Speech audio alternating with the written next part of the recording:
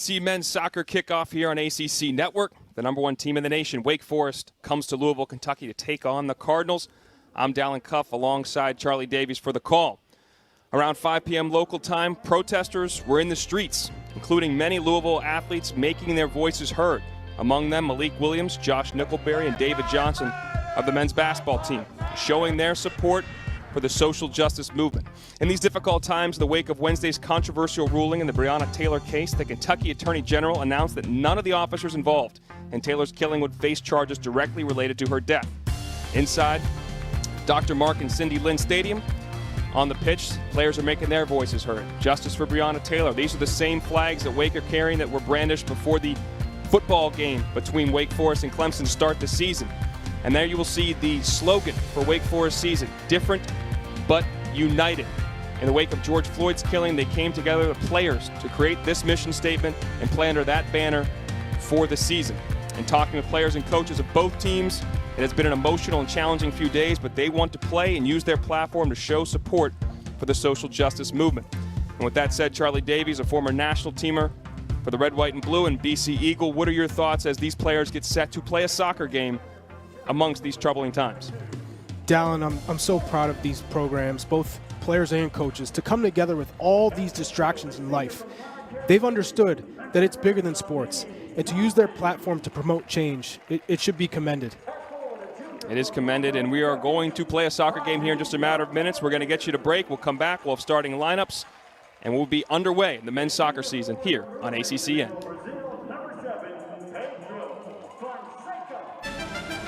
And back here at Louisville, getting set to start the ACC men's soccer season, Louisville against Wake Forest. We start off with the starting 11s for Wake. This team played an exhibition against Pitt, winning 3-2 in dramatic fashion. Charlie, I know you're excited about Machop Chol, the right winger, dynamic player. He's a game changer, one of the best that Bobby Muse has ever coached. He's a breakout star. He's got pace, the 1v1 ability. He's led the team in assists with 8 last season. And on the other side for Louisville, in the 4-2-3-1 for John Michael Hayden and his crew. In the middle there, Pedro Fonseca is going to have to make his presence felt in this match. They want to play everything through Pedro Fonseca. He's dynamic, tight on the ball, he sees the game well, and he's going to look to dictate the tempo for the Cardinals. This is a Louisville team coming off an exhibition game in which they lost 5-0 to Pitt, but now you see the players around the center circle taking a knee.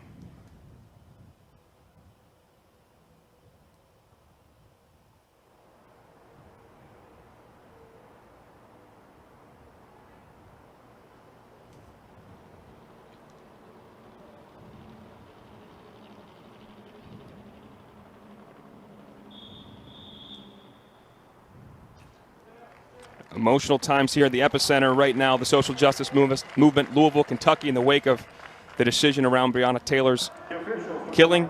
But we are about to play some soccer. Louisville looking to defend their home field, 4-0-2 since this stadium was opened up in 2014 in home openers. Wake Forest is the number one team in the nation. Charlie, as we turn our attention to soccer, what should people be looking at as this match kicks off? Just them getting into a rhythm. For Wake Forest, they just want to know, okay, we played a lot of players in preseason. We had to mix it up, but now we want to focus. Everything going around, Breonna Taylor, the racial injustices, they've come together as a team, as a family. That's what Bobby Muse has said, that it's all about culture. So they want to set the rhythm. They want to have that reactions, the counter press.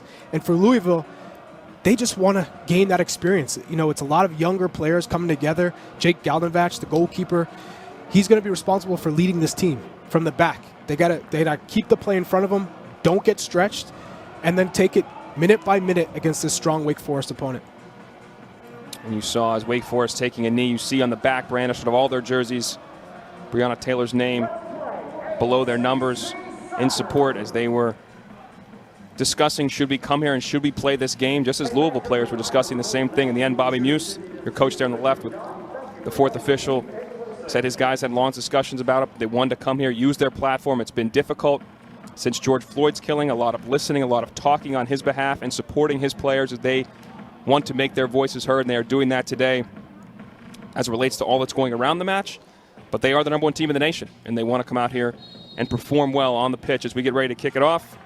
Colleen Radisov is your official in the middle, and ACC men's soccer is underway on the ACC Network.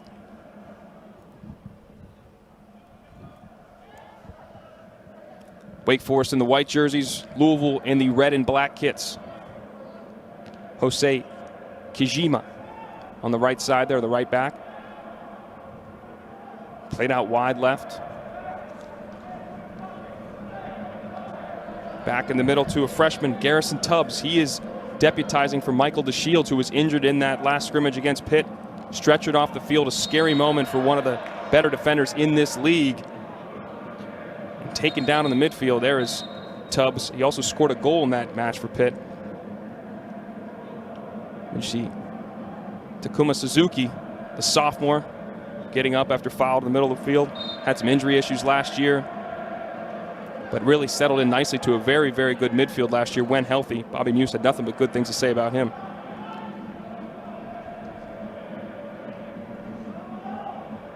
And down, you can see Louisville, they want to set their blocks low. They're going to defend first, look to counter, but they need to get into the game. And for Wake Forest, it's all about being patient. Move it side to side. They said, Bob Muse spoke about not having this perennial goal scorer. They have to figure out who that is. Is it David Rona? Is it Kyle Holcomb? Is it Machop Chol? So right now, it's all about being patient and getting into a rhythm in the final third. And the ball ushered out nicely by a freshman in the back line for Louisville. Sebastian Faustoni, big center back. Freshman, again, this is a group anchored by Jake Gelnevach in the back, the goalkeeper. Redshirt Juniors had an outstanding career, the son of George Gelnevach, the UVA coach. But this team did get 5 goals scored on them, said that was a great learning experience. John Michael Hayden told us they had some guys out for COVID issues and played with a very young squad. They lost 20 of their 27 goals, only 5 starters returning, so trying to build this thing coming off a tough L. We'll see what kind of performance they can turn out here today.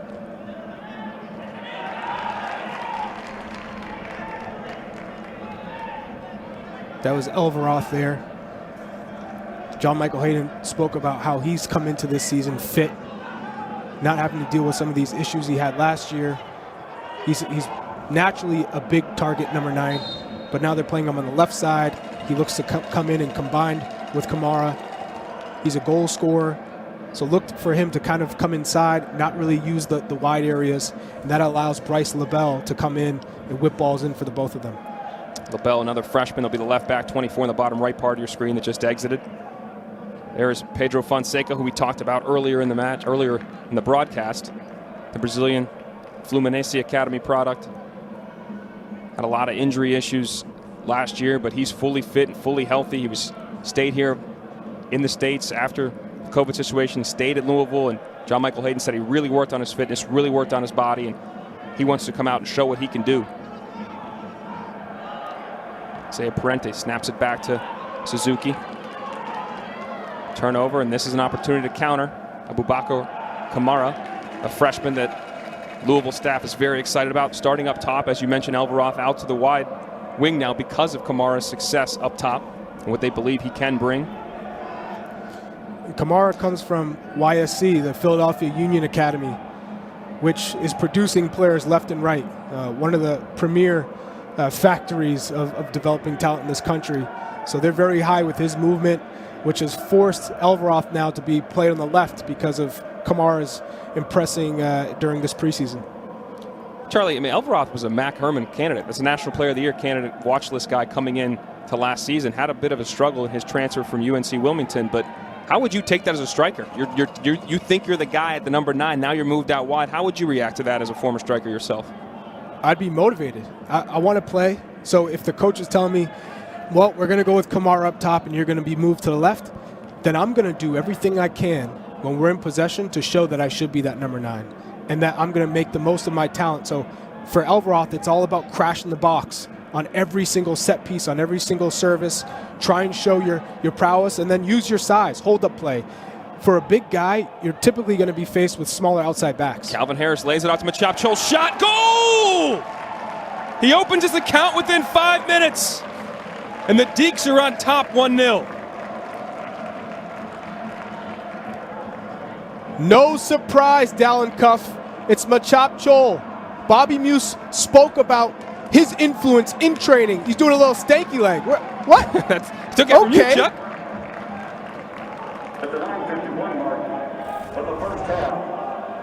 the breakout player.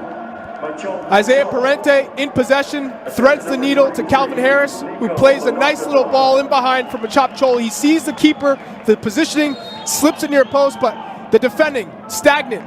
Great run by Machop Chol behind Lamine Conte's back shoulder, and now it's 1-0, Wake Forest. Chol, the third team All-ACC last year, led this team in assists, and as Bobby Muse will tell you, is their most dynamic player. Opens up the Cardinals within 5 minutes. And what a start for the #1 team in the nation.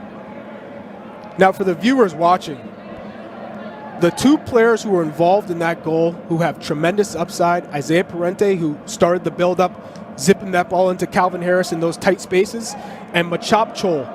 He's 6'2", can play on both wings, can play in the middle, just dynamic, good on the ball, and he's just a threat. Fonseca on it again, out to Elveroth. Let's see how the Cardinals react. Back to Fonseca.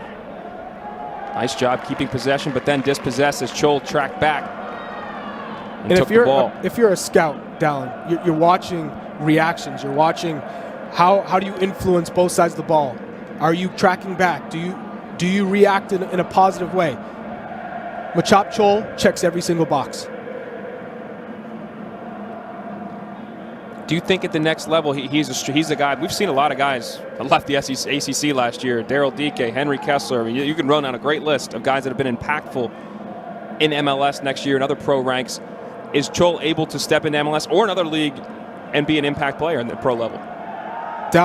We've seen Daryl Dike and what he's doing in Major League Soccer for Orlando City.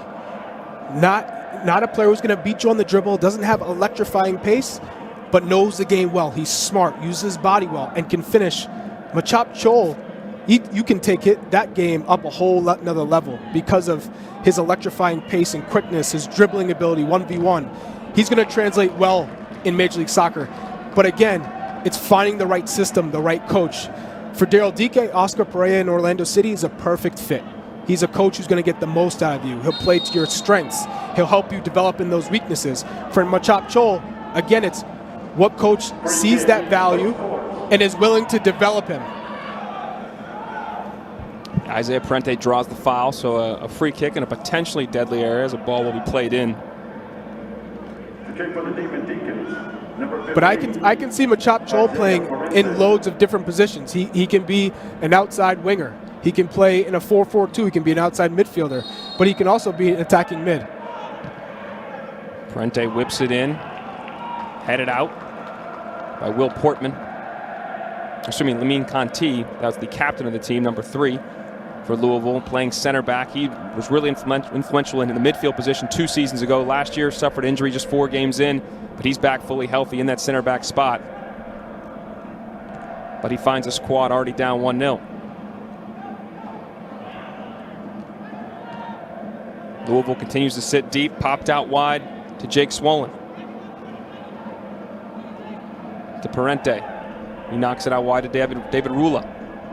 Holland Rula, excuse me.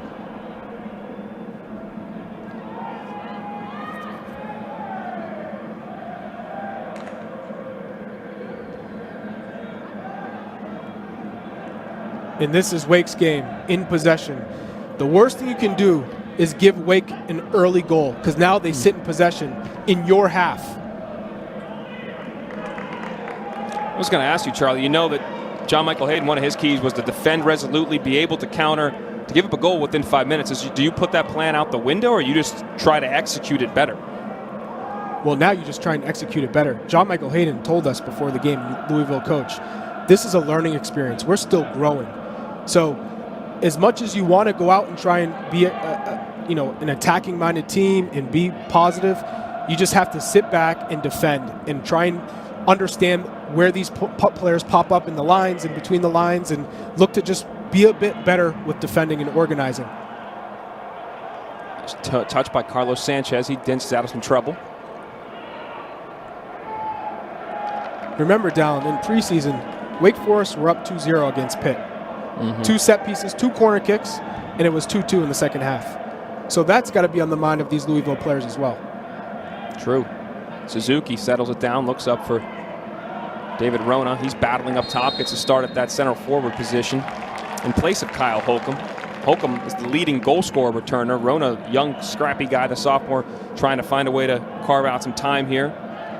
Holcomb is available and healthy on the bench. We'll see when he makes an appearance in this match. Falsoni looking long. Cardinals able to win the second ball.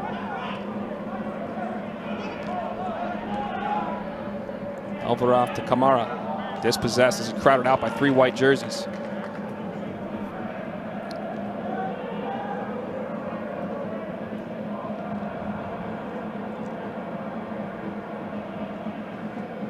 Calvin Harris now on the left. Him and Scholl keep interchanging left to right.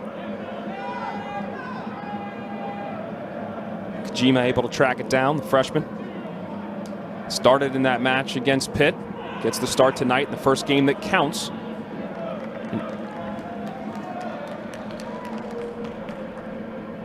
In terms of how the season will play, North and South region. So these are ACC teams, but these are not. This is not an ACC conference matchup. As Louisville's in the North region, Wake Forest is in the South region. Each team will play 6 conference matchups.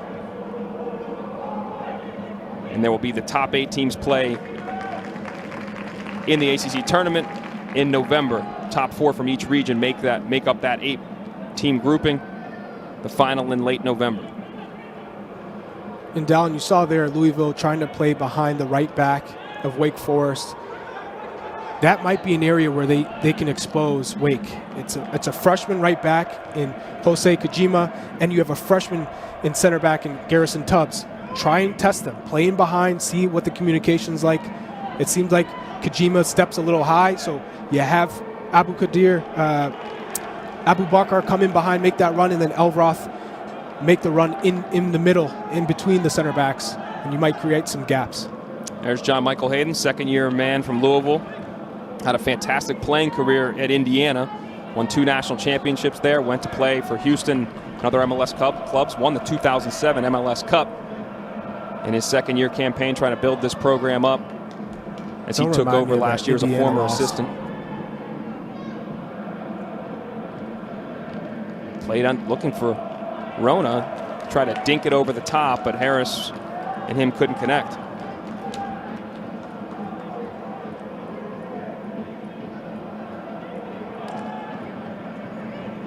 David Rona just trying to settle the ball, keep those touches neat, connect. Sometimes as that target man in Wake Forest's offense, you don't get too many touches because Isaiah Parente is playing underneath with Machop Chol, and Calvin Harris is stretching the back line with using his pace.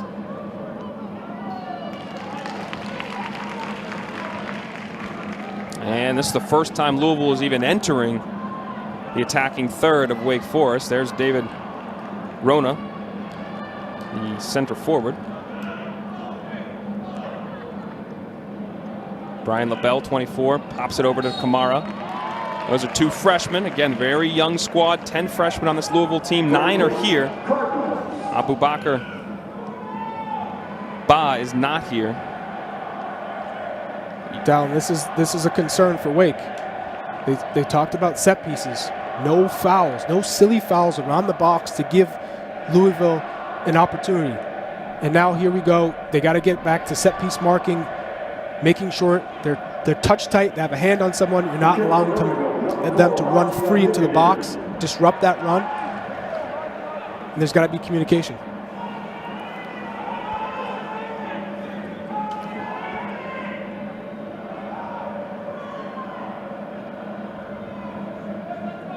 It's Haji Abdikadir standing over the free kick.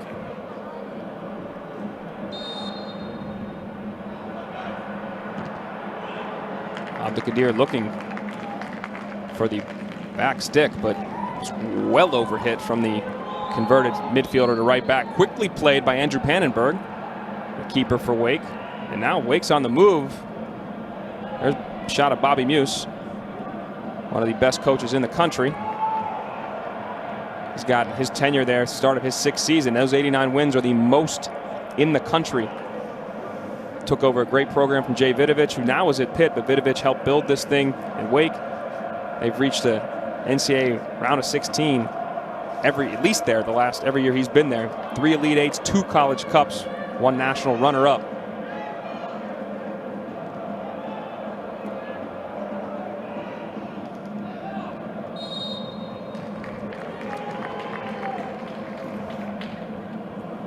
We saw Will Portman there, who was typically a right back. They've moved him now as a right winger.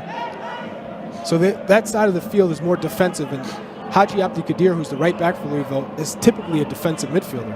And now he's moved to right back, and they like, having him there because he can play those balls in behind. They feel like he can build out of the back. But that is definitely a defensive side for Louisville. Portman, the junior, Sheffield United, his hometown. He's part of that academy. Won the under-18 title for that league, that Premier League academy group.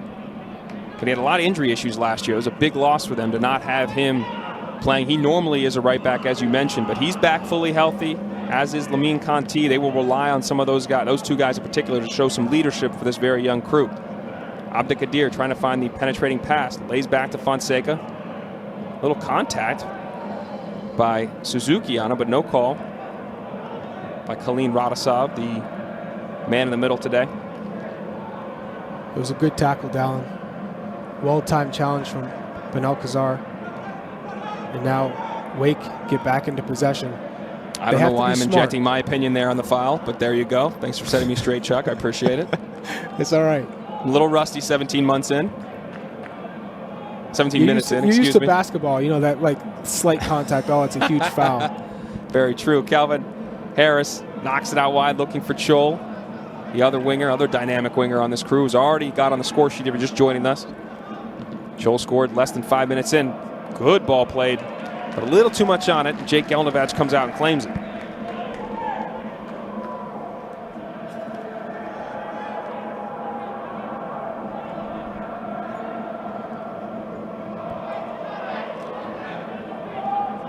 And just to note, as you can hear some voices, yes, those are from the sidelines in terms of people on the touchline, but no fans outside of passes for players. Families are allowed in the facility.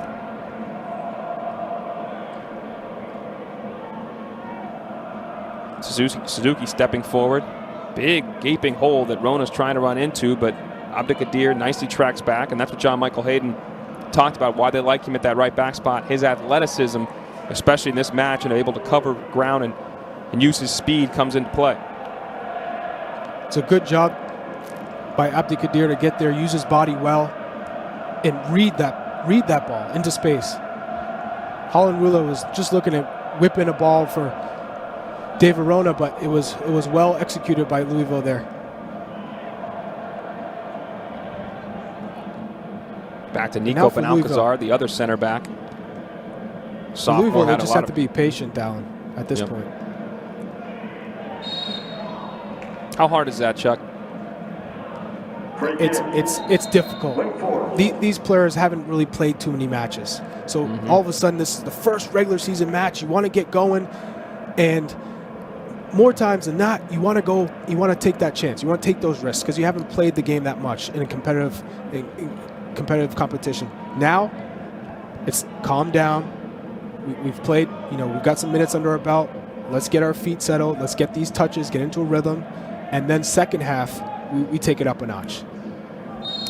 Prenti was over the dead ball, but now Jake Swollen will serve it in, floats it in. Opportunity. Looks like Tubbs on the back stick. The big center back who scored the header in the opening goal in the exhibition against Pitt. And our first sub of the match coming on Aiden Nokus comes in. It looks like Will Portman will make way.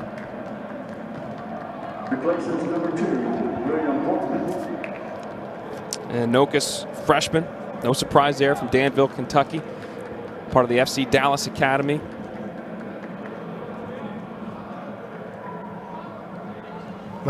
John Michael Hayden also said that William Portman was going to take some time to get into things. He's on limited minutes. Let's make sure he gets 15, 25 minutes of playing time, then we take him off. Bradley Sample, one of the first times he's able to get on the ball. One of their central midfielders, a little more defensive-minded. Fonseca, who's just on it, is more creative-minded, but playing back deeper than you would normally see him in this squad. Carlos Sanchez able to turn. Fonseca again, looking for the through ball. Run down nicely. Cycles back to Fonseca. This might be the most passes strung together by the Cardinals today. I don't know why I said might. It definitely is. I was going to say, for sure. But this is good from the Cardinals.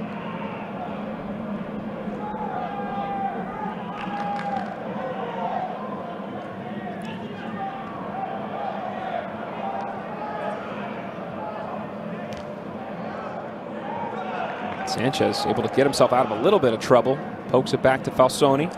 Over to Conti. Sanchez dropping a little deeper to get a touch. John Michael Hayden did say we need to be able to possess the ball. We cannot defend for 90 minutes. This has been a good 90-second spell or so, but Falsoni again trying the long ball. Doesn't come down, but Sample does pick up the second ball. And Sample had a solid year last year. I was impressed with his ability to win those second balls. He was tough in the challenge. He read the game Played well. every game. One of the few guys to play every game for the Cards. Nice 1-2. Abdelkader going to take a drive, but right into the arms of Andrew Pannenberg. And for a keeper of his quality, third-team All-ACC last year, that's all too easy. But we've seen Abdelkader hit some bombs last year, Dallin. He can really strike a ball well, although I think he had better options in that instance. I think Abu Bakr made a great run. The slide ball into the 18 would have been the better choice, but you can't ever fault a player if they put it on target. That was always my thinking. I mean, that doesn't surprise me, Chuck. You're forward. You're a striker. No doubt about that. And take a look at some of the key players lost for Louisville last year. Sharif J, all-conference player, 7 goals, 6 assists. A lot of their stuff offensively went through him.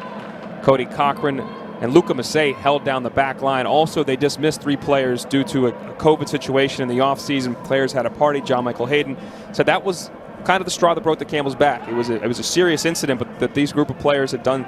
There were a number of the things that have accumulated over time. He wanted to move on and make the decisive move. They did that. And he thinks the culture is much better now in the program because of it. And Sharif J, he was a player that could create out of nothing. Just an athlete, could beat players in the dribble. Kojima, what a great tackle. Good hustle to get back into play, then tackles it away. It looked like Sample was able to maybe make something happen. Kamara tried to lay it off to Nokas, but does not come together.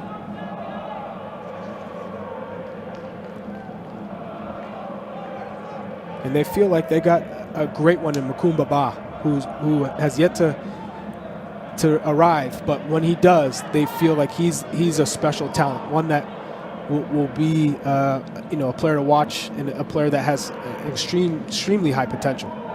Makumba Ba is a Senegalese player from Montverde Academy, still in Senegal. Senegal's handled the coronavirus better than most countries, but it's hard to get out of there. Another number of programs across this league have Senegalese players that are in Senegal still, and they are going to be influential players in this league. So hopefully they can get here at the turn of the semester. Maybe they will be available to play in the spring when there will be a national tournament, and the ACC will gear back up and play games again, which will be great. Kind of a potential precursor of the 21st century model. It was supposed to be voted on last April. The model would be teams play in the fall and the spring, and that's when the national championship is. It allows more months to train, more competitive with professional leagues. That long ball is played. Pannenberg off his line, almost past the 18, but he brings it in. Chuck, what do you think of the 21st century model? I'm sure you're a proponent of it, but do you think this might actually, how the season laid out, might be a proof point as to why they should do it? Hold that thought, Charlie. As the ball gets played in, Calvin Harris looking to go one-on-one with Abdelkader. Looks to go end line, tries to cut it back, or cross it. Chol will chase it down. Out of play. Dallin, just to hit on that point, it'll be more like an academy now for these college players. They're getting more competition, more time on the field. When professional teams look at the college game as it stands, they feel like there's not enough playing time. There's not enough competition. That there's too much vacation time for these players. That they need to be more engaged, more involved in the play. And so, when you look at 2 seasons, fantastic, because there's more of developmental process going on throughout the year. That'll be huge if that actually can get past. We'll see as Kyle Holcomb waits in the wings to come on. One of the returning leading scorer with 9 goals last year in the campaign. Did not get the start, but the junior is set to come on here for David Rona. Doesn't get signaled on yet by Colleen Radosov, the official in the center. Oh, could be potentially high tackle. Radosov says play on because there could be an opportunity for the Cards. Shot Nokas tried to take one from distance, but deflects out.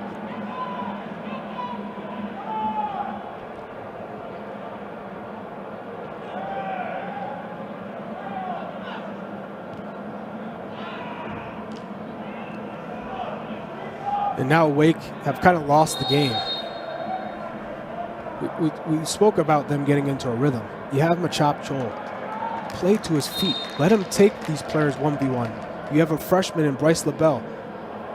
Test him. Let the senior run at him. Create some opportunities. He's already on the score sheet.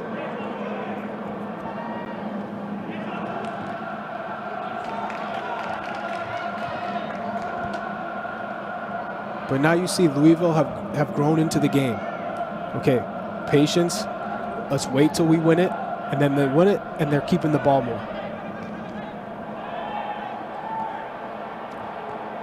Jose Kajima, again the freshman on the ball. Back to Jake Swollen.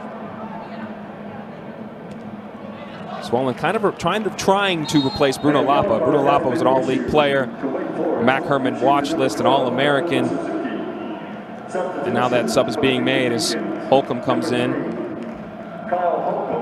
for Rona. Takuma Suzuki also made way.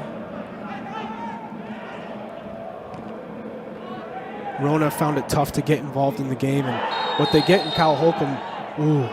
Big tackle. Radosov right to his pocket. And Nokas is going to get the yellow card. The freshman immediately.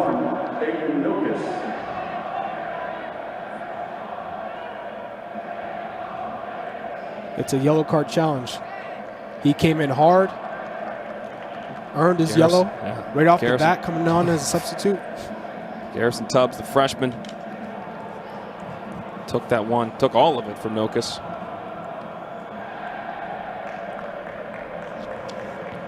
But as a freshman, you're coming in, you want to make an impact, right? And show, hey, I'm here to set the tone.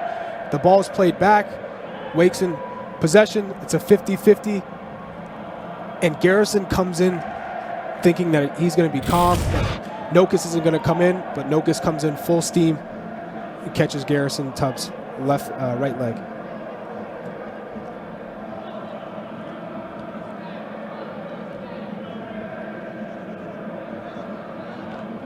Sorry, I spoke incorrectly. Suzuki is still in the match. 12 in the middle of your screen. Back to Tubbs, the freshman. Ben Alcazar.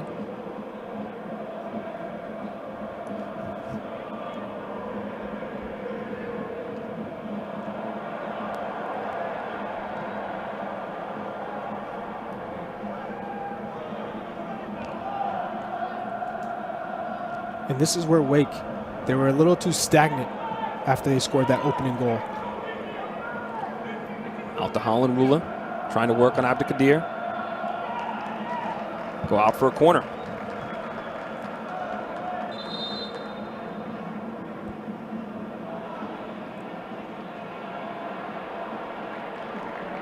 Holland Rula is being subbed out here. 2 subs coming in.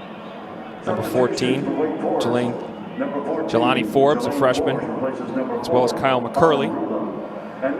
Jelani Forbes, freshman, very exciting. #1 player in the state of Florida coming into the season. Number 32 prospect overall. U.S. U17 appearances he's had. One against Costa Rica, was part of the Orlando City Academy as that ball's headed back. Good opportunity for a charging Chol, but he couldn't get any purchase on it. Clip back in. Opportunity if he's onside, but just wide. What a chance for Holcomb, who's just joined the fray. And again, their leading returning goal scorer had a golden opportunity to make it 2-0, and he's not happy with himself.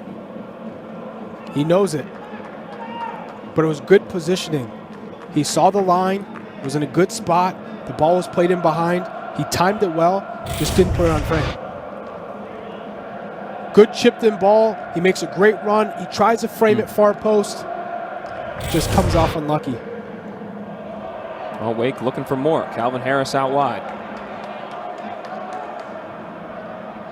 Lays it back for Kyle McCurley.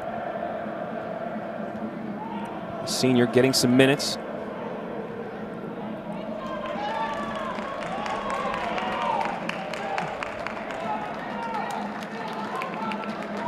There's Emil Elveroff.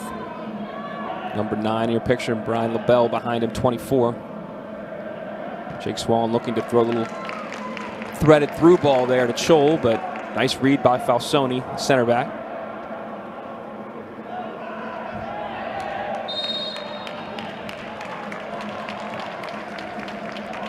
Falsoni, freshman from DC, part of the DC United Academy. Had some U.S. youth national team call-ups as well. U17 opportunities. He is a big fellow. Moves pretty well too. Yeah, they're confident with John Michael Hayden is confident with his build-up. When he's on the ball, he seems like he has a good understanding of where he wants to go. Good touches.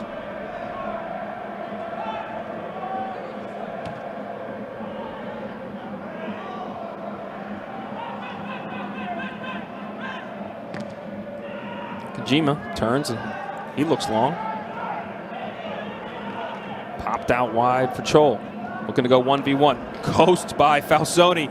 Takes the shot, but great recovery. Not sure if Falsoni or LaBelle got it, but one of them stopped a dangerous opportunity. Wake Forest at their best. Machop Chol running at its defenders. And LaBelle knocks it out for a corner, but the speed, the pace, being decisive, that's where you want Machop Chol. Get him in that open field, have him run at defenders. All played in. Harris settles it. He'll take a shot from distance, but wide. Again, Calvin Harris, all freshman team last year in the ACC. His father played at Sheffield United. He was born in Middlesbrough, England. Spent some time in New Zealand, part of the Wellington Phoenix Academy out there. But his dad's club, Sheffield United, had a good season last year. Tough start to this campaign, though. Yeah, I have them as going down. I don't think they're staying in the Prem this year, Dallin. It's 2 games in, Chuck. Can we get some time here? By your accounting, yeah, Arsenal's going to win the title. All right, back to Calvin Harris, steps forward. Chol falls to him. Woo, another opportunity. It's happened fast, but in the last 5 or 6 minutes, Wake has started to put a little more pressure on the Cards' goal. They just can't hit the target.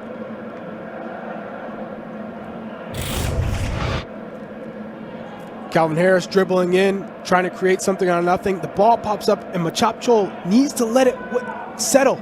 He was in a rush. He hurried the shot. Off target. You know he wants that one back. But it's good positioning. If you were him, would you have let that land? When you say settle, would you have let it hit the turf, or you just needed another beat before he struck it out of the air? Just another half second to let it drop. And so you can arrange your hips and your foot positioning so that that ball is struck on target. He had more time than he thought. And he was onside when the ball was initially hit. He was in front of Falsoni, so that would have been a good goal if he was able to be pulled off. Bradley Sample looking long. Might be a mistake here. Oh, good cover there by Tubbs as Kojima's header, 2 freshmen. Got a little wary back there.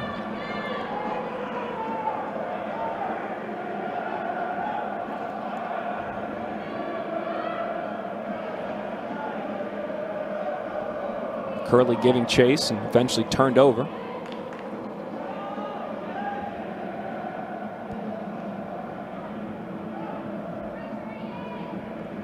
Kobe Carr now in at left back for Holland Rula.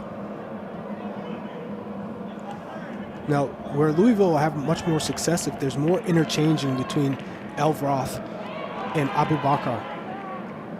If Abubakar Kamara can make more runs to the outside and Elvroth gets it inside, you'll have more chances, more opportunities to get on the ball, because Elvroth is sitting too deep. For a target striker who's now playing on the wing, you need to get higher up the field. And it's number 9. There you go. Good shot of him. Former Mac Herman Trophy watch list candidate, 2-time All-Colonial player when he was at UNC Wilmington. Came in much ballyhooed as a transfer last year, but was not healthy all year. Played in a lot of games, but had a lot of nagging injuries, as John Michael Hayden told us, and struggled to make his presence felt. Calvin Harris now possibly having an opportunity. Dances around, curls it. Oh, what a beauty! Clinical from the sophomore.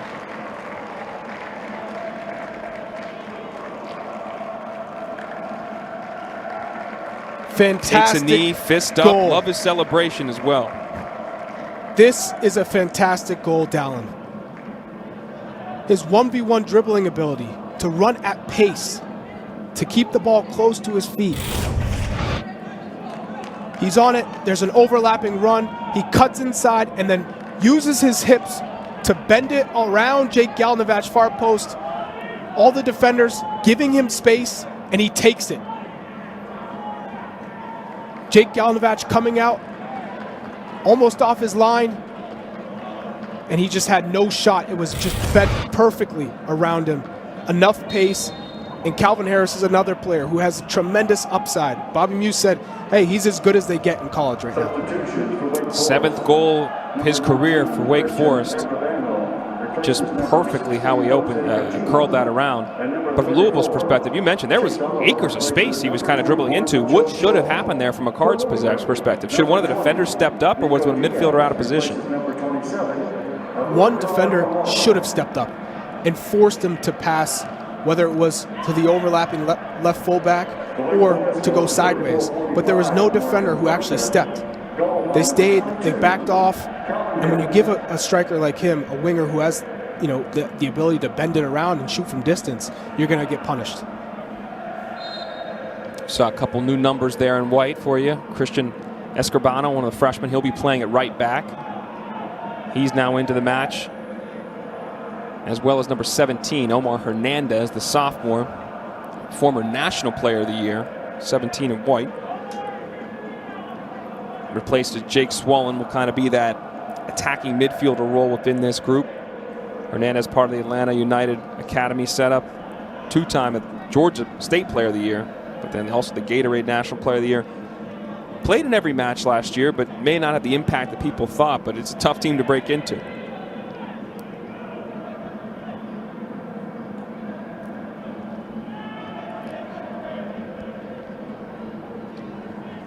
Just under 9 minutes to go here from Louisville, Kentucky, alongside Charlie Davies. I'm Dallin Cuff on the call here. This is our first ACC men's soccer game on the linear network. That means TV, folks, for anybody that doesn't speak nerd media like myself.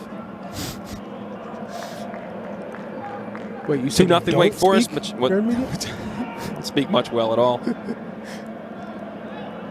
Held up nicely by Holcomb, laid off. Looking for Parente. He's taken out, and yes, late whistle comes in. That's Nokus again. He's got to be careful. He's on a yellow. He can't be reckless. The freshman just trying to make an impact, be physical. Quick restart, ball played in. Falsoni rose high to clear it out. Elvroth turns it over immediately. Parente on it again. Back to Escorbano. Escorbano from Frisco, Texas. Born in Madrid, though. Part of the FC Dallas Academy. 19 in white, the bottom left portion of your screen. Oh, bad turnover. But the reaction, Dallin, right there from Omar Hernandez. You lose the ball, but you're turned on right away to win it right back. And this is This is what Atlanta United wanted to play like with Frank DeBoer. You swing it side to side in possession, but when you have chances, you have those mismatches, you go. We didn't see that kind of attacking football from Atlanta United. This is what Bobby Muse has brought to Wake Forest, and he does it year in and year out.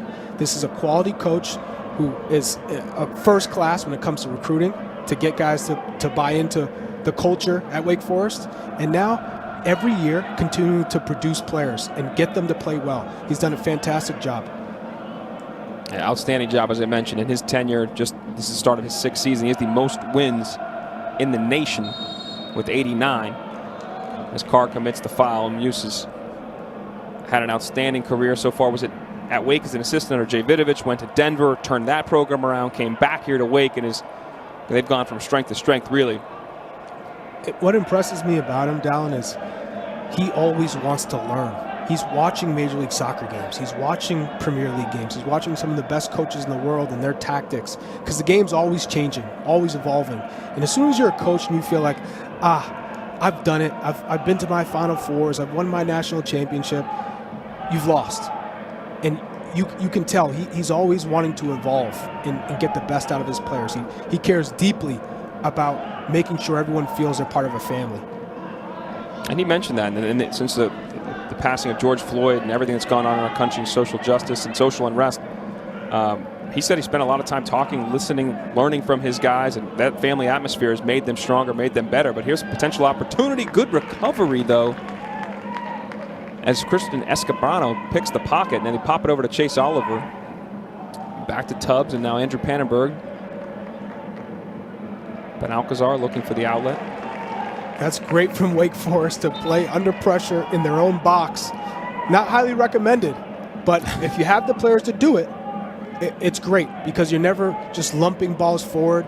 You feel like you're always in control of the game. And this is, for Bobby Muse, this is also a practice session.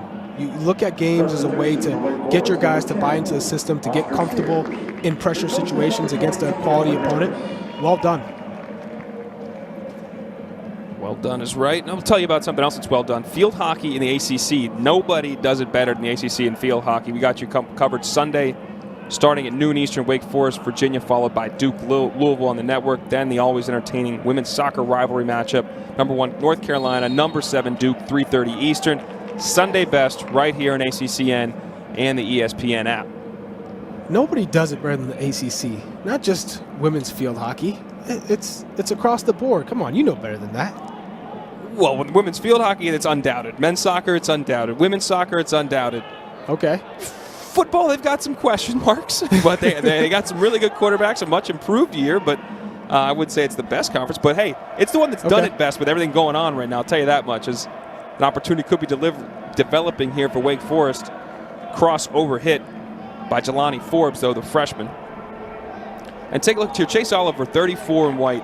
He had 2 goals in that exhibition from Pitt against Pitt, and an amazing chest control volley shot was the game winner as they won 3-2. Part of the Atlanta Academy. I know you're excited about what this kid can bring, Charlie. I am, and I love his attitude. It was, I'm supposed to do this. This isn't new. I'm a freshman, yes, but I'm coming here to play. Just because I'm a freshman, don't think that I'm going to take this lightly. I want to take my chances, and he's done well. Did well right there. He caused a turnover, goes by one defender. He's fouled once. He was fouled twice, and Falsoni better be careful. He just blasted that into the bleachers. As a center back, you don't want to take a yellow unnecessarily in a game with an offense that's as dynamic as the Demon Deacons. And that's just frustration from a freshman. You're chasing the game. It's Wake Forest. It's hard. It's when you lose the ball against a quality opponent and you have to chase, and you see how tiring it is and how valuable possession is and first touches. You get frustrated, especially as a freshman.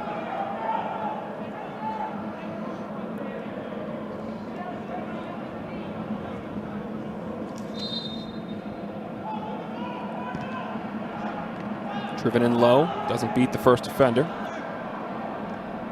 It's Omar Hernandez. Got an assist in that first game, that goal to Garrison Tubbs. About the same area, he whipped in a ball, and the big center back rose and headed home. Kyle McCurley dancing through the middle. Draws another foul.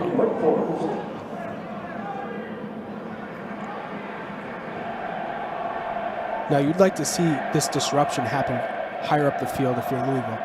And that starts with finding Parente, finding McCurley now, and not allow them to get in time and space and build out of the midfield. They're dropping too deep.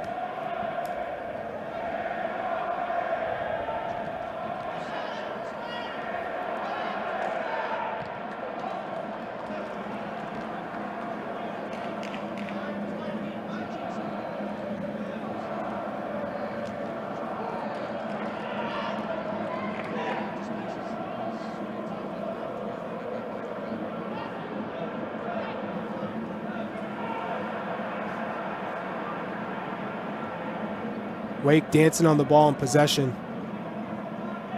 And they move it side to side, wait for the opening. Isaiah Parente, a little bit ambitious there, but he knows he's capable of those passes. He can thread the needle. He enjoys playing those difficult balls. But once you make it to the next level, you'll understand you can't give cheap passes away like that or turnovers, especially if you're in the rhythm of the game. You allow the opportunity for the other team to get back on the ball and get confidence. But this Wake Forest team, they are loaded with talent. You see Jake Galnavach launch it long. Finally, they win a challenge in the air, but there's no help. At this point, I'd like to see Elveroth moved to the number 9 position and then play off of him. He's a big target striker. It seems like that's exactly what is needed now. When you have a freshman like Abubakar Kamara who can run in behind him, who can create space, you want that fulcrum, that target center forward who you can ping balls up to, who can hold it, who can fight. Right now, they don't have that target striker. So it makes play predictable. And for right now, Wake Forest, they're easy in possession. They have the 2-0 lead. Strong performance. 6, 5, 4, 3, 2, 1, 0.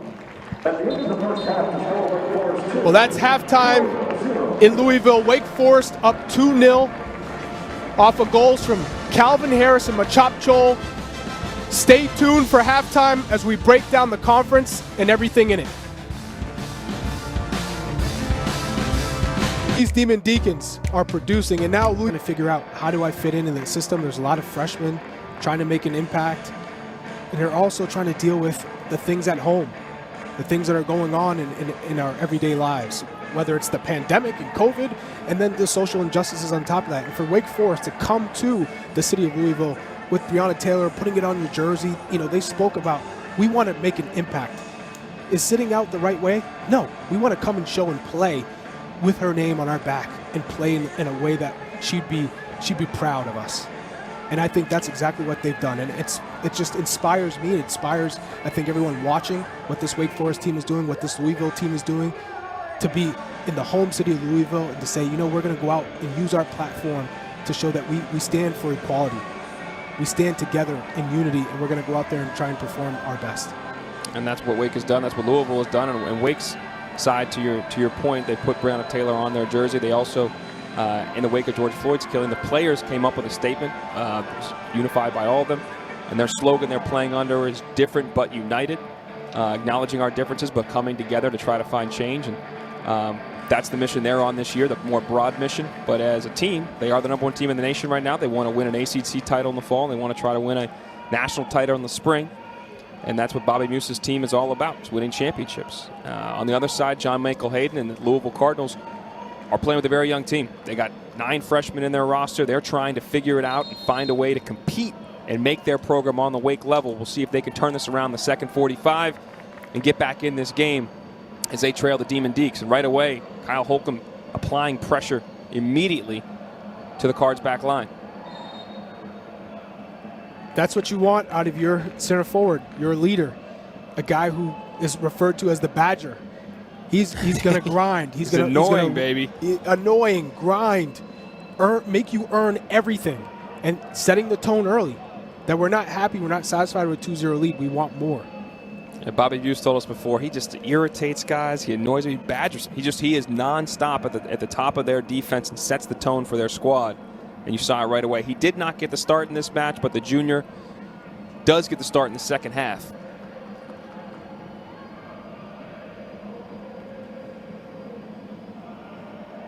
And Calvin Harris had a brace here last year that we witnessed. It seems like he enjoys playing on this field.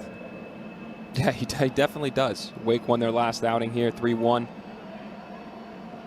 There's Oscar Sears in the middle of the park trying to turn. The freshman from Stockholm, Sweden. Great play. And there's Isaiah Parente. That is also known as Charlie's boy. Charlie is a huge fan of Isaiah Parente's skills in the midfield. We haven't been able to talk about him that much. I had to get right into it. We didn't talk about him that much, but he created both goals. He had a hand in him, right? Gets on the ball, great awareness. And if you watch the game and you can focus on Isaiah Parente, you can see how he moves. His body is always on the half turn, so he can survey both offense and defense. Driven in, opportunity, it's in the back of the net! Pedro Fonseca will claim it! The Brazilian, we highlighted him before the match, said he had to have a big match. He was wide open, and great service played in. What a start for Louisville to get back in the game.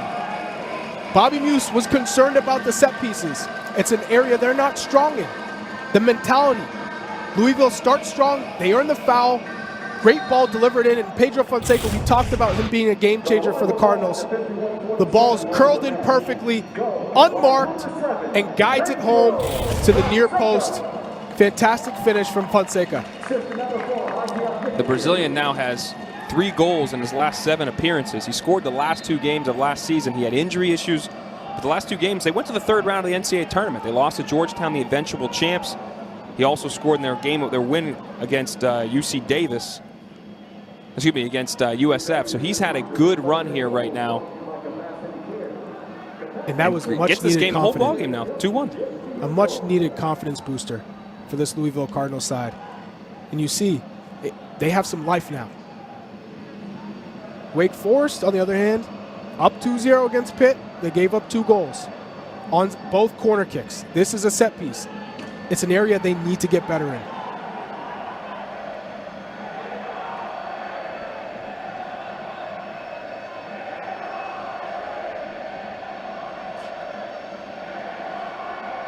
Parente on the ball. A lot of young players Bobby Muse has started the second half with. There's a number of changes. You wouldn't exactly call this his first choice lineup right now. And they were scored on within a matter of minutes. Kyle McCurley on the ball. A senior that's only had 9 appearances last season. Oh, Calvin Edwards, good first touch. He's got options in the middle. Shot deflected, though. Curley keeps it in to Parente.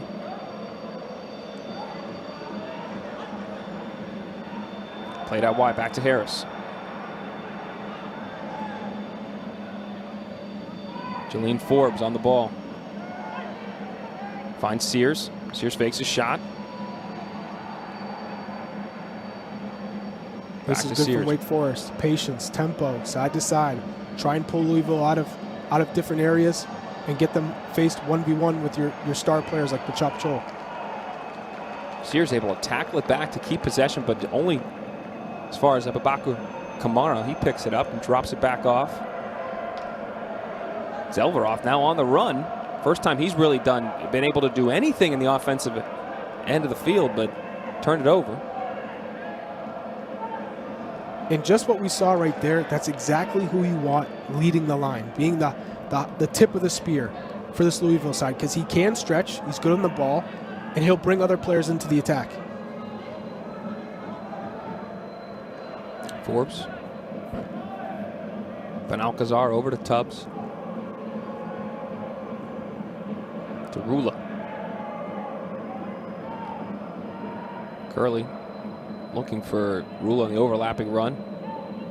Hit a fly ball to second, but somehow it wasn't caught.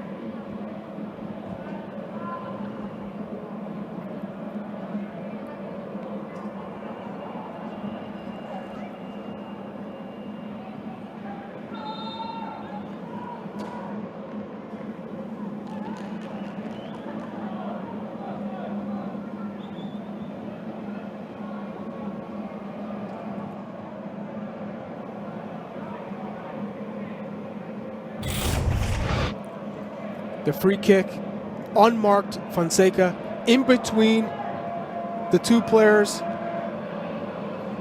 You got to get your hands on him. Tubbs and Escribano, no communication. Let Fonseca just run in unimpeded, and he just guided it home.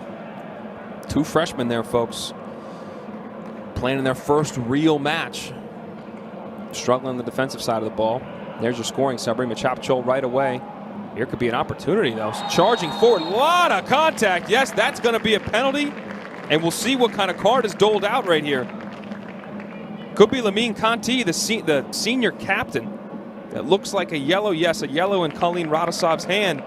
But Kyle Holcomb taken down. You could argue that was a denial of a goal-scoring opportunity. It's the right call down. Lamine Conte came in. Kyle Holcomb was trying to split the 2 defenders. You see Abdi Kadir coming in, and he's in between the 2. It's a right call. It's a yellow card and a pen. That foul looked more to me like Abdi Kadir's. This is a great angle from behind here as the Abdi Kadir, the right center back, comes charging in. That was a lot of contact. So Holcomb steps up, the junior. 9 goals in the season last year, the returning leading scorer for this squad. Used to be Bruno Lapa taking penalties, now Holcomb. Coolly puts it away, and the 2-goal advantage is restored. A massive goal for Wake Forest. You don't want to let Louisville get back in the game, and they had to react fast. Started with Kyle Holcomb getting on the ball and driving at this Louisville defense. The center backs, they drop, they give too much space, and Kyle Holcomb said, you know what, I'm going to take advantage of it. Drove and caused them to foul. Abdi Kadir coming over late to help Lamine Conte. Is that just a lack of communication? It's kind of similar to the Calvin Harris goal in the fact that nobody just picked up the ball, and they gave him an opportunity to, in this case, charge right through the defense. Harris danced around and then bent the goal for their second one. Well, Dallin, you have to remember, too, Abdi Kadir, Haji Abdi Kadir is typically Abdi a center Kadir, mid. but you were there. You were there. I was there, and he is, not really responsible for tucking inside when you're that center midfield. So as a right back, when the ball's on the opposite side of the pitch, you have to tuck in and provide that cover for the center back. And for Abdi Kadir, it's going to be a process. Is a normal center midfielder, but he has been moved to the right back for this match. He did well. He deputized there for the second half of the Pitt game. John Michael Hayden liked it, but he is not his natural position. He's still learning. Try and say Haji Abdi Kadir fast 3 times. Haji Abdi Kadir, Haji Abdi Kadir, Haji Abdi Kadir. Oh, you're good. You went to Columbia. That has nothing to do with it. I've said it about 10,000 times in the last week. Louisville trying to apply some pressure, eventually cleared out. Kyle McCurley on the ball. Give you a second to tell you about coming up next. All ACC team, got the highlights, scores, plus news and information. Speaking of that, I'll be hosting it for you folks, 8 p.m. Eastern. The joys of being in Bristol. We'll run from one spot to the next as soon as we're done here. Charlie, you'll be joining me on the show to break this down. Also look forward to some tomorrow's matches and just talk about ACC soccer more in general. So if you want more soccer, you got to come on your way. 8 Eastern right here on ACC Network.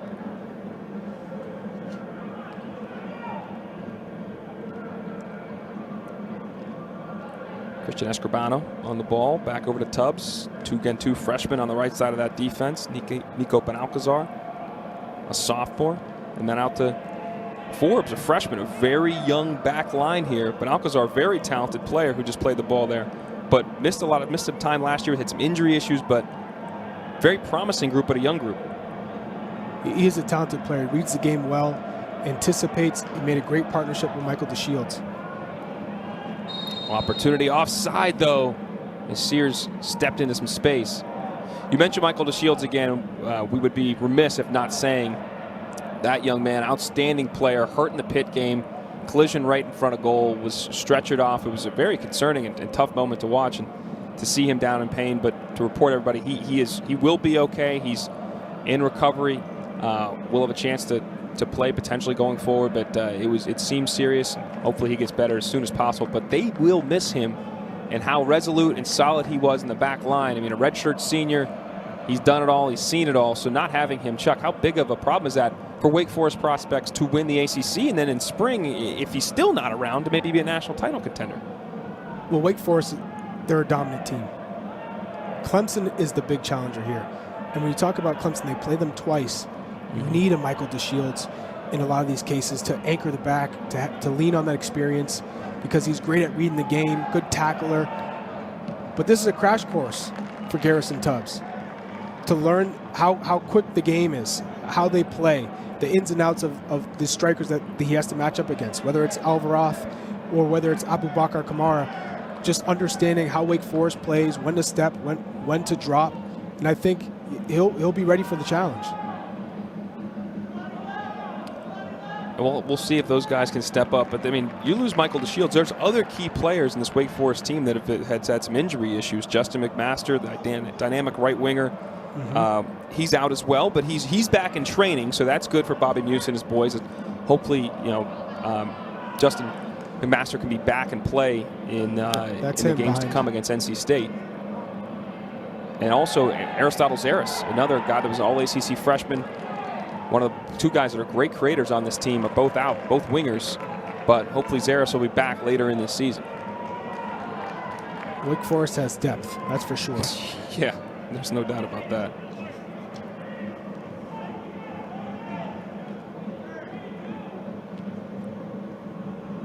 Calvin Harris, first-time ball, right to Gelovich.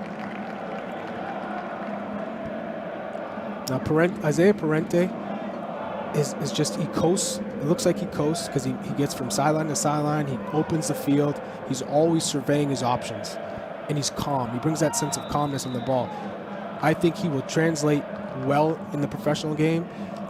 To me, he reminds me of a Sergio Busquets in that kind of mold, a player who's confident on the ball, is always looking to play forward. And you can see he's always got himself faced so he can see his options, whether it's his defenders on his back or some of his teammates. Great vision. Well, you got your requisite thoughts about Parente in. I enjoyed that, as always. Let's talk about this, though, for a second. You just mentioned now Wake Forest is the #1 in the coaches poll. But Clemson was picked by the coaches in this league, just barely, to win the conference this year. Virginia follows up Pitt, who we think can be a very good team. Notre Dame, the only team to play a real game. They're 1-0. They beat Kentucky, as we have an injured Cardinal down right now. Falsoni holding his leg. Sebastian Falsoni, the freshman. Big center back who's played every minute in this game, has played well. Hopefully he's okay.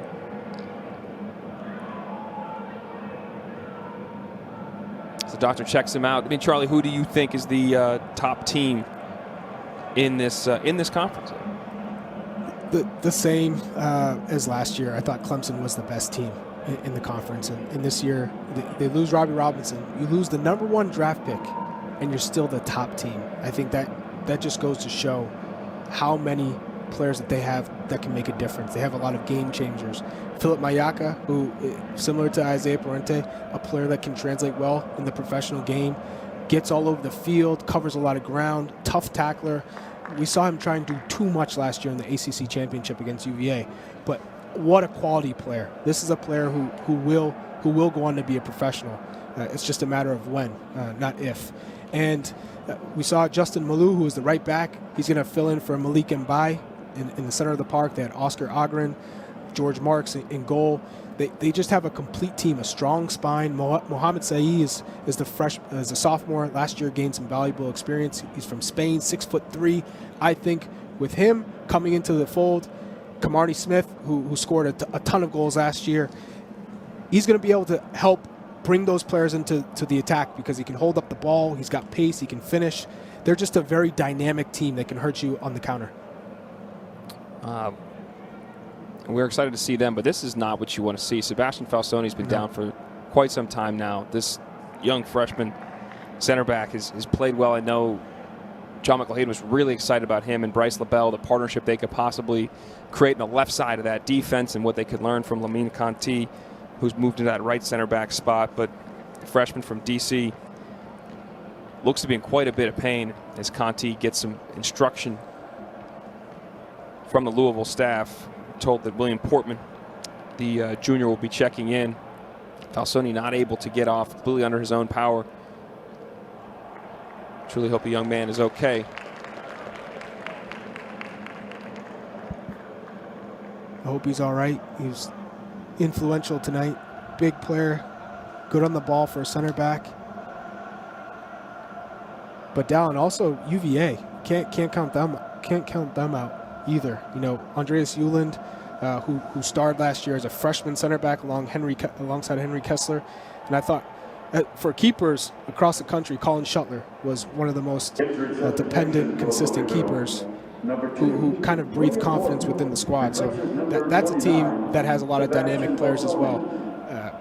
Kambrel Happy Kamseu, another player who could be a standout this year. I liked what I've seen from him, and Nathaniel Crofts, the dynamic winger, along with Irakosi Donaciano. We saw what he could do. So there's a ton of players within the league, the ACC, that can really make the jump to professional ranks. What we've seen with some of the players that have gone on to have success thus far. Yeah, to make this league so great for us to cover, and we hope Falsoni's okay, and we'll see if he's able to return to this game. It does not seem likely. Will Portman was in for him, as we mentioned. We'll see how the shape changes a little bit. Portman's more of a guy that plays on the outside. Bryce LaBelle, who's more of a left center back by trait, he may tuck inside and allow Portman to play the left back spot. We'll see as this unfolds. Portman had his own injury issues last year. Only played in 8 games.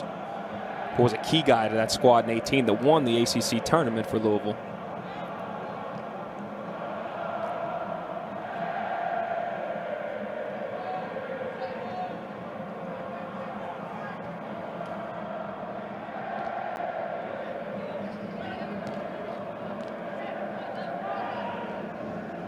A 1-2 played between Forbes and Sears.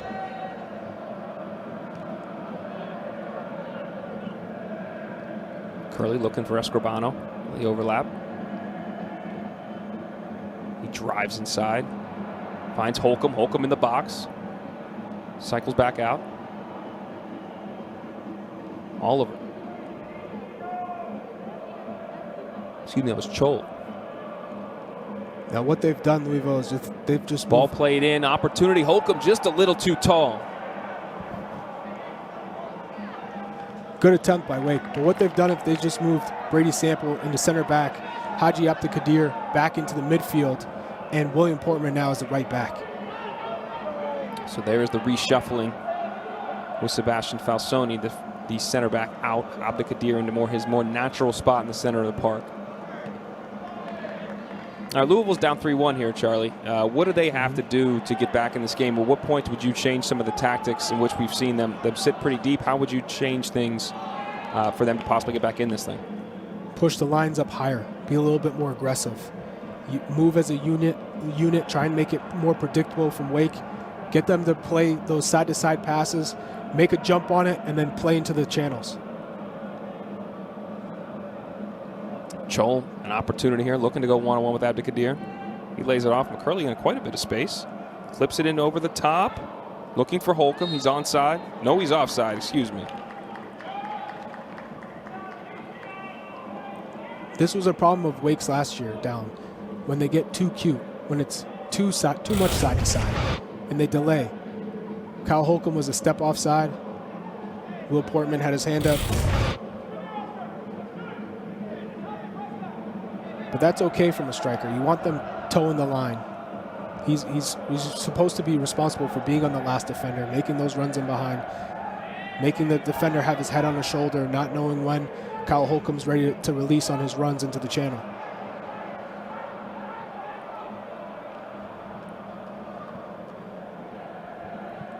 As we approach 30 minutes here in Louisville, Wake Forest, #1 team in the nation, up 3-1 over Louisville. And what has been a difficult and emotional time here, but a well-played game by the visiting team. Alongside Charlie Davies, I'm Dallin Cuff on the call. Wake went up 2-0 into halftime. Louisville have that deficit just after the halftime whistle started, but a penalty drawn and scored by Kyle Holcomb, the junior, put the Demon Deacons up 3-1, and they seem to be in quite control right now of this match. They are, and they have Breonna Taylor Every player has Breonna Taylor's name on the back of their jersey, which is also just so moving. You can see there. To come to the city of Louisville and pay respect to her life and to the movement. A number of Louisville athletes were out protesting just before kickoff there. Around 5 o'clock, there was a march in the streets. Louisville players held up Justice for Breonna banner for the match. They are also wearing BLM armbands. Everybody trying to make their voices heard in this struggle right now. But on the pitch, the Demon Deacons have been the more dominant side so far. And a lot of young players getting a lot of minutes right now. Charlie, how important is this, the first game, to get all these young guys a lot of game action? Whether it's Forbes, Escorbano, Tubbs. I mean, these guys have played a lot of minutes. It's important because you can't replicate this in training. This is something you can't get unless you're on the field in quality, playing quality competition. So this is great for Wake Forest, for Bobby Muse, to get his guys, get their feet wet in ACC play. It's the speed of the game. And, this opponent will be vastly different from a Pitt and vastly different from a UVA and a Clemson.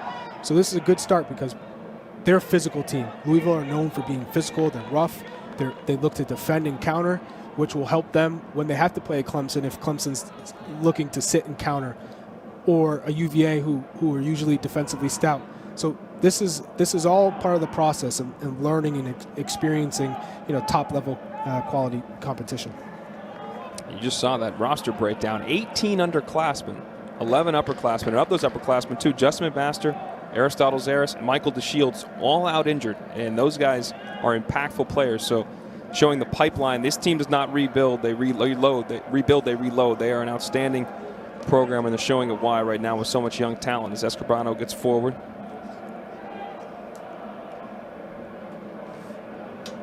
Prente looking to clip it in, but knocked down. Conti settled it over to Abdikadir. Take a moment to tell you about the Huddle. That's our American football show, Saturday, 10 a.m. Eastern. My man Jordan Cornette, host Eric McLean, E.J. Manuel, Coach Mark Richt. Great crew will be there from 10 to 12 to get you set for a triple header of action on ACC Network tomorrow with the Pitt-Louisville game first at noon, folks. You got a great lead-in to start with the Huddle, and then that Louisville-Pitt game is going to be a great one. Arguably the best offense in the league against the best defense in the league. Fantastic. That starts at noon, ACCM. But before that, get your Huddle, 10 a.m. Who do you got in that one, Dallin? I did make my picks on All ACC last night, and much to my chagrin, given our audience, I did take Pitt. Taking defense over offense. Louisville also coming off that loss against Miami. Interested to see how that goes, but I think Pitt at home will have just enough, but I think it'll be a really fun game. How dare you take defense over offense? It's very not like my basketball or soccer prowess, but on the gridiron, tend to lean that way, I think, with certain squads, and Pitt's loaded on that side. Talking about freshman, Chase Oliver just checked in the game from Achop Chol. Chol scored the opening goal in the 6th minute of this match. Dynamic player, but Oliver in his own right is as well. 34 in white, playing that right winger spot. Hit 2 goals in the exhibition against Pitt, including the game winner, which was a stunner. Fantastic goal that he took well. Off the volley, nailed it upper left. That's high level, man. Great chest control, yeah. And then right off the volley is David Rona checks in for Kyle Holcomb, the bottom of your screen. Rona will take that number 9 spot. Has a couple words with Kyle McCurley first. Holcomb drew the penalty and scored the goal. The third goal, excuse me. And we have a player down again for the Cards. Remember, Sebastian Falsoni just went down. And I believe that is Carlos Sanchez.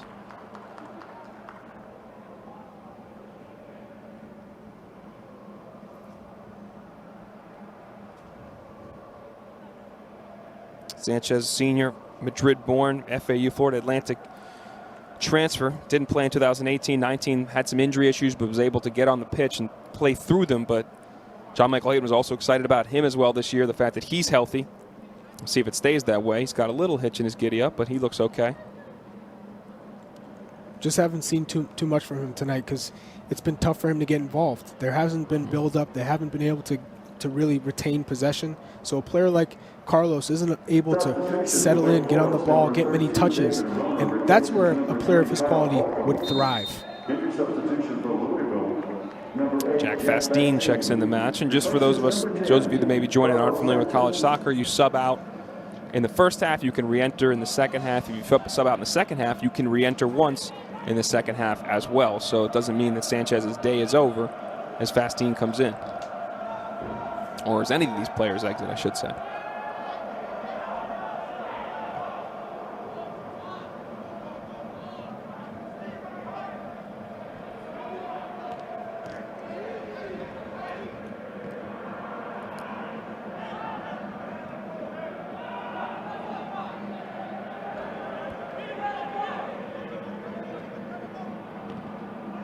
Driving ball, looking long. Oliver, not sure if he tried to just play that back first time or what. That would have been an insane shot if he tried to take it. He tried to hit it one time, but it settled down for him.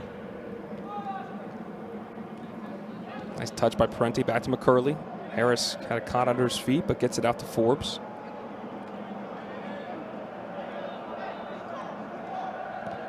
It's been the story of the game. A lot of white jerseys in the Louisville half of the pitch. Harris cutting inside.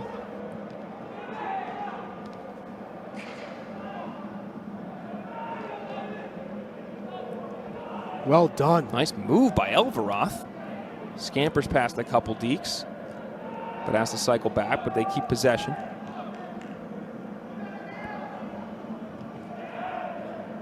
Abdelkadir sprays it wide, but too tall for Portman. You see Elveroth stretching. Some of these guys are getting heavy legs. You know, it's the first time where they're logging in a lot of minutes in a real competitive match. It's taking a toll, and you got to throw in obviously the emotional magnitude of this match. No doubt. Again, Breonna Taylor, the decision this week having a big toll on everybody that lives in Louisville and many people across the country, and these players no different. Wake Forest wearing it across their jerseys. Louisville players, number of gestures pregame. But to your point, these guys this is their first real match. Obviously, COVID disrupted the summer. I talked to coaches in the preseason. This is a good opportunity. Swollen's on the ball. Oh, almost nutmegs the defender, but good recovery. Swollen then commits the foul. As we'll take a look here with the goal summary, we got 4 goals in this match. Wake Forest started it off quickly with Machop Chol. Just 6 minutes in, Parenti to Harris to Chol, finish. Great run in behind, find that open space in the box. And then Calvin Harris, the defenders were backing up, fake shot, chop to the left, and then curls it around Galnavac. And then here, the set piece, Abdelkadir plays it in for an unmarked Fonseca. Great ball and a great finish. Then Holcomb earned the PK, drove into the box, caused Abdelkadir to foul him, sandwiched between Lamine Conte, and finishes the PK. Took the wind right out of Louisville's sail with that one. It seemed like it could be different. It could be a different half as Louisville got the board right away. They were on the front foot, had some energy, but good response by the Wake team, the number 1 team in the nation currently. All 5 of the number 1 teams in the all top 5 of the teams in the country are all from the ACC. There are other teams playing, but the ACC is no doubt the best men's conference. That was evidenced again last year when there were 10, a record-tying 10 teams in the ACC in the NCAA tournament from this conference. The coaches do a great job in this conference of continuing to make it competitive, recruiting in the right way, playing attractive, entertaining football that is appealing to the professional scouts. Fonseca lays it off. First time shot. Saved by Pannenberg. Good opportunity there developing as Nico Diaz, who just came into the match a few minutes ago, almost popped up and got his first career goal with the first time strike, but Pannenberg was there. Fonseca, known for those cheeky little through balls, finds Diaz, who tries to go near post. He opens his hips up, Sometimes keepers cheat when they see the hips open up, thinking you're going to go far post, and then you can trick them with a hard-driven low ball to the near post. But Pannenberg was up to the task. Again, Pannenberg, redshirt sophomore, third team, all ACC last year. Nice touch by Harris to keep it in play. Parente on it. Finds Oliver in the middle. Little 1-2. Still Oliver lays it off. What a save by Gelnovac. Ricochets and goes out for a corner. That was pretty football, but Gelnovac with an amazing save. Well done by Gelnovac to make that big-time save, but look at Chase Oliver, the youngster, combining 1-2s. De Verona tries to go back to the near post, but Gelnovac makes his body big. All you can do in that instance is stretch, make your body big. He does a great job of making contact, keeping that out of the back of the net. I know Bobby Muse is going to love this. Can we get more Chase Oliver, please? Can I get a little more Chase Oliver in my life? Not a little, a lot more. The kid is quality.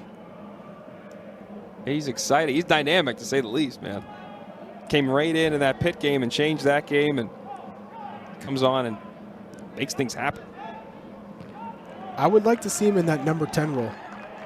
Now that we've seen kind of Wake and some of the players in their positions, Calvin Harris as dynamic as can be, Machop Chol on the other side, I would like to see Calvin, see Chase Oliver played underneath Kyle Holcomb, and that looks to me like that is the best attacking group of players you can have for this Wake Forest side.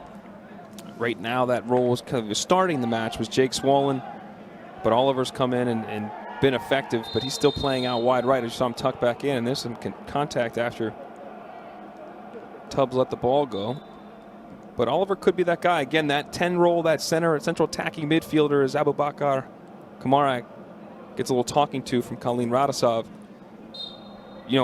That was Bruno Lapa's spot the last few years for Wake Forest, but the All-American moves on, and now that's kind of a gaping hole in terms of the middle of their team and who might be one of their creative forces. Now, there's a ton of creative options, but still trying to replace Lapa, as Bobby told us, it's a number of guys, but the question is who are the best combination of guys to really be the most effective, and we just got your opinion on who that should be. I don't think it'll be a surprise by the end of the year if we see Chase Oliver in that number 10 attacking midfield role. Well, it's also hard because their wingers are so good. I mean, Chol, Harris, but we mentioned Justin McMaster's working his way back. Aristotle Zaris is another guy that plays on the wing primarily. I mean, that's a lot of attacking talent out wide. You could even play McMaster in that number 9 role as well. So you just have a lot of options. I mean, that's the great part of Bobby Muse's job is you have all this talent, now just figuring out how to use it. And you have great substitutes. Getting those guys to buy into the system. He talked about it being a family. Whether you're playing, whether you're not playing, everyone's involved, everyone's participating, everyone's willing to help the team. Yeah, these guys are trying to do something special. They want to win this ACC. They want to get back together in the spring and win the national championship. The difference is with Wake, with a lot of these guys, when they conclude the first semester, they may go explore MLS opportunities or opportunities overseas. So in a normal year, a lot of those guys go into the draft in January and then see where they're going to be playing in professional ranks in our country or try to go somewhere else. So that will be interesting, too. Who's still available for this squad in the spring? Because I highly doubt that it's going to be the full group. Yeah, I highly doubt that as well. Even though Bobby won't like us to say, I don't foresee them having the full roster that they did in the fall. I think it's just facts. I mean, Bobby may like it, but I think it's just straight up facts.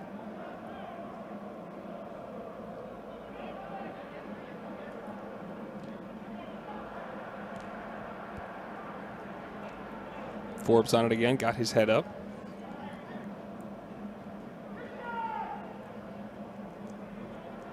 What are you trying to accomplish if you're Louisville the last 16 minutes here? In terms of, because John Michael Hayden was clear, we want to continue to get better, he told us. We need to improve, and it's about a progress. We're building a foundation. Again, 10 freshmen, 9 of them here.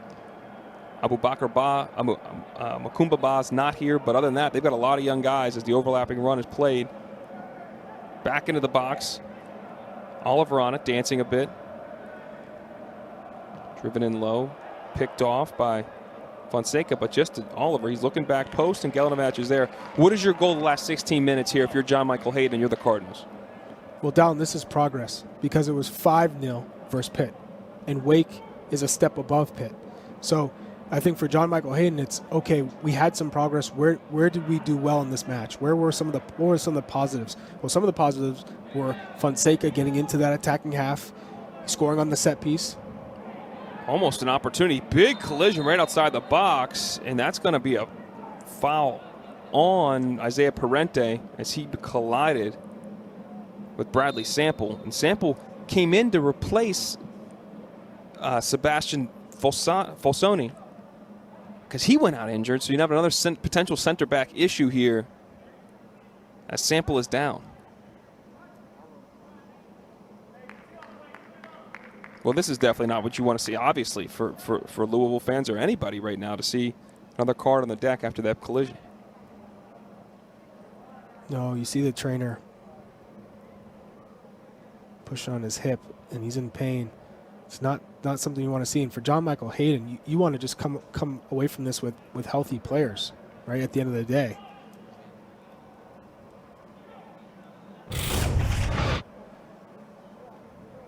Rona plays it in for Isaiah Parente, who made a good run. And it looks like Isaiah's knee just comes straight into the side of Bradley. That is painful. Whether it's a hip pointer, whether it's a Charlie horse, a knee coming into your body, that it is painful. And you can see he is in a lot of pain. It's agonizing. I hope he recovers well. It was a good run out of the midfield. It was a clean play. It was a foul, but it was no malice intent is what I mean there. As Parente and Sample collide, and the coaches take a minute talking with their players again. But Don, we also spoke with John Michael Hayden from Louisville, and he said, this is all about growth. And I think with Emil Alvaroth, we saw maybe his best position isn't wide left. Yeah, maybe you like what Abu Bakr Kamara brought as a striker, but maybe you bring him out to the wing because he's a little bit more mobile. He's short. He's quicker. Have him play off Alvaroth. And Alvaroth, he looked pretty good at times. That's another positive. Pedro Fonseca, need to get him higher up the field, get him more active. Carlos Sanchez, we hadn't even called his name until he went down injured. This is a player similar to Fonseca who is good in possession. When he's involved, getting a lot of touches, then he can have influence on the game. He's not a player that is relied on to win second balls and battle with center backs or midfielders for aerial duels. You need him to get on the ball, create, take some shots, and we haven't really seen too much of him today. Not seen too much of Sanchez. Fonseca, one of the few times, was the goal, and that was more of a breakdown by Wake than anything. We'll see as Sanchez gets a little refreshment on the sidelines. We'll see how they reshape their defense or who comes in for Sample. Again, he was deputizing for Falsoni as he makes his way off the pitch. And this Louisville defense, they drop too much. And when you drop and you give space to some of these guys who are lethal from distance and who can create their own shot, you're gonna get punished. And so I think this is also a valuable learning experience that you can't drop. You got to drop to a certain point, and then at that point you have to engage. You have to step, and then you provide cover. So Lamine Conte, he's not a player who likes to chase. He doesn't have the pace to chase some of these faster players, whether it's Calvin Harris or Machop Chol. You want to engage, go for the tackle, and then have Falsoni or Abdelkadir or LaBelle be that cover defender. Substitution for Wake Forest. Number 3, Kyle Holcomb replaces number 13, David Rona. Holcomb's back in for Rona as we get the game back going and looking at Lamine Conti, the other center back. Sanchez is back in the match now. He came in for Sample, so we'll see how they reshuffle their squad. In the meantime, tomorrow, though, we mentioned this earlier in the broadcast, we got an American football triple header coming your way here on ACC Network. It's got to be great. The first game, Pitt, host number 24, Louisville. It's a top 25 matchup, best defensive against one of, if not the best offense in the conference. Next up, Duke squares off against UVA. It's UVA's first game of the season. We'll see if Brendan Armstrong and the boys can get a win over a Duke team coming off a tough loss last weekend. At 8, NC State taking on Virginia Tech. Tech opening their season as well. And our ACC Network primetime matchup presented by Geico. Triple header coming your way tomorrow on ACCN.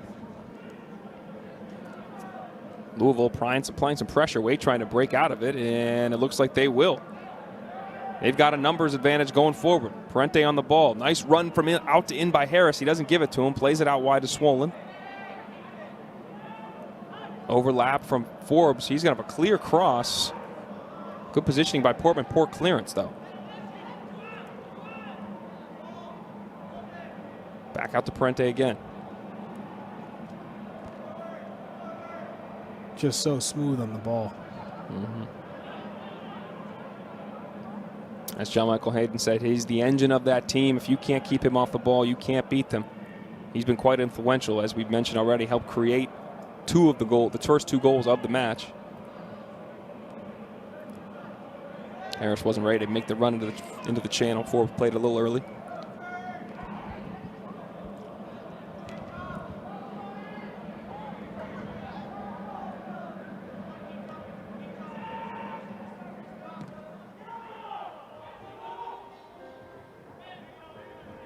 And Wake doing a great job there. They had 3 center backs to cover Abu Bakar Kamara, make it predictable, and then you look to counter. Opportunity here, streaking into the box. Diaz has got the cross in.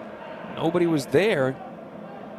Kamara had just run past that spot. The ball was pulled back a bit. Now there might be an opportunity the other way. Holcomb charging forward. He went 1-on-4 and didn't get the call. Not much contact there. But you see the reactions, chasing back. In that instance, you're 1v4, keep going. Go all the way. He tried to pull it back, but at that point, there were a couple of Louisville defenders that said, okay, he doesn't have any options. He's going to pull it back. And they read that. Nice ball, dropped right in. Popped out wide to Sanchez. Good cross. Couldn't settle the touch, though, by Kamara. I like what I've seen from Nico Diaz coming into the game, making great runs. I think Kamara's down. Yeah, he's holding his back of his leg, maybe a cramp, as Diaz runs over to stretch him out. Number 12, Tacoma Suzuki replaces number 20, Kyle McCurley. And number 17, Omar Hernandez replaces number 34, Chase Oliver. Tacoma Suzuki and Omar Hernandez have come back into the game for Wake as Kamara remains down. You see Chase Oliver makes way, as does McCurley.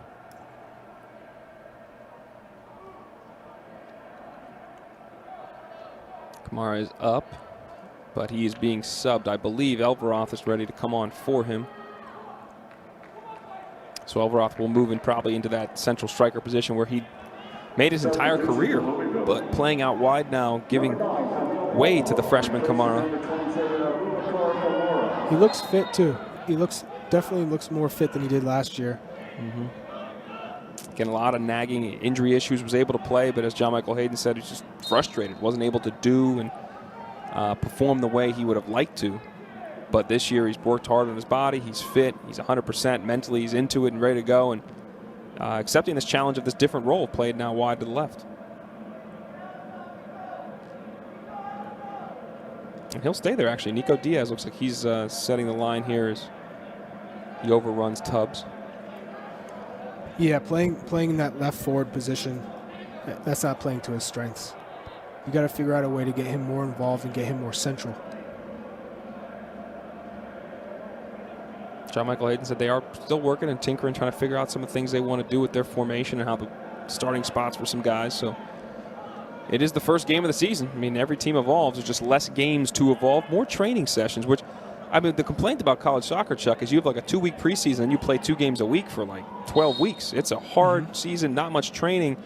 Do you think coaches will enjoy this a little bit, to have more time to work on things and work on stuff with guys that aren't always preparing for games? Yes, and players. You don't want to be put in a position where you have to play back-to-back 90 minutes, in some cases 110 minutes with overtime, and it wears on you. And over the course of the season, the play, because of fatigue, drops, and the quality drops. And so when you space it out and you have more time practicing and training, you have better ideas, you can tinker more. You've seen players in more instances in training because you can play more 11v11s and inner squads. So I think this is, we're going to see a lot of benefits come from spacing out the matches. And pretty much for the most part, most ACC teams games are being played about once a week. Some teams were able to get some non-conference games in there, or inter-conference games like this is technically, but not this season, as these teams are in the North and the South region. Only the teams against your region count in your 6 ACC games. The South consists of Wake, Clemson, NC State, North Carolina, and Duke, and you play 2 opponents twice, 2 opponents once to make up your 6 games. The North region has the other 6 teams minus BC, your alma mater, has abstained from the campaign this year. And then those 6 games determine the top 4 teams. Top 4 from each go into the quarterfinals in November. We will play a tournament going forward, as I believe that Swollen just drifted offside. Excuse me, Omar Hernandez drifted offside. So this game is a conference game in any other year, but not this year. And Dallin, what about just coaches? How many times have coaches spoke to us last year saying if things aren't going well and they need to make changes, the only time they can make those changes and experiments are in matches because they don't have enough time to train. So that's another benefit for Louisville and John Michael Hayden is we have time to tinker and practice and nail down the responsibilities in training. So it's not a training exhibition in a match where you're trying new formations and new responsibilities. But Alcazar dispossessed. Opportunity here. Laid off. Shot deflected. Good recovery by Forbes, helping out his center back partner.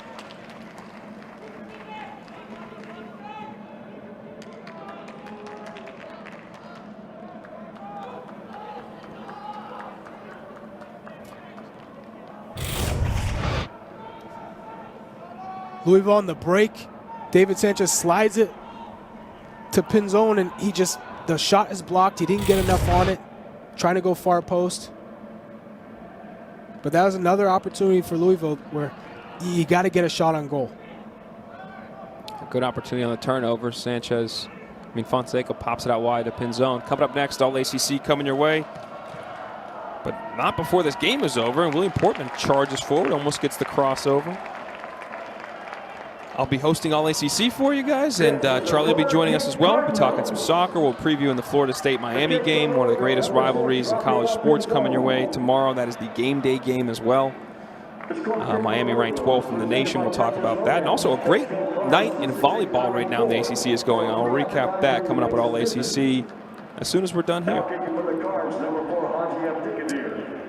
The other goal, the only goal Louisville scored off a dead ball, served in by Haji Abdelkadir.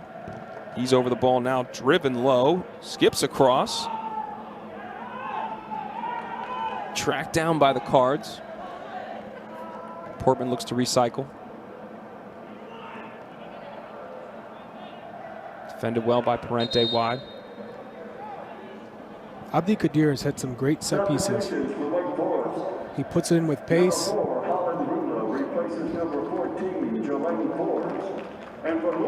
He gives his team an opportunity. They're making good runs in the box. R.C. Schmuter enters the match, the freshman from Aurora, Ohio. Stepping into the midfield.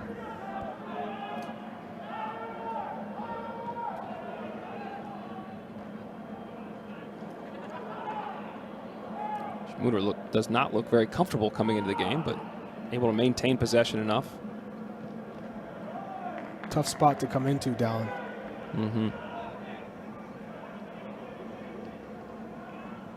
Down 3-1 against arguably the best midfield in college soccer.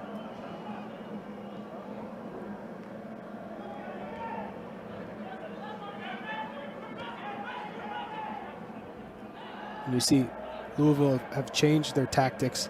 Now they're pressing. Now they're getting numbers up high. This should have happened a long time ago.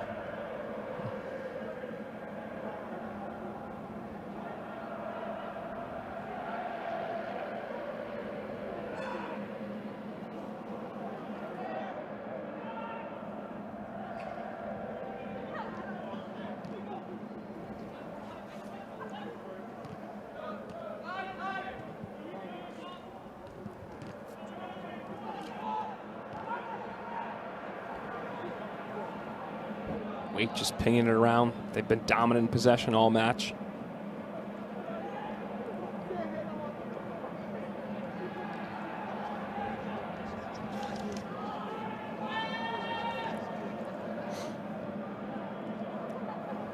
Coming up tomorrow, Pitt's going to take on Notre Dame.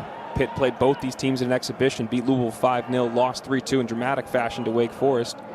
Notre Dame's the only team that's won a game in the league until this one goes final. They're 1-0 after Kentucky. Calvin Harris, though, is going to have a great opportunity. Cuts it back onto his right foot, looking for two. Deflected by Conti.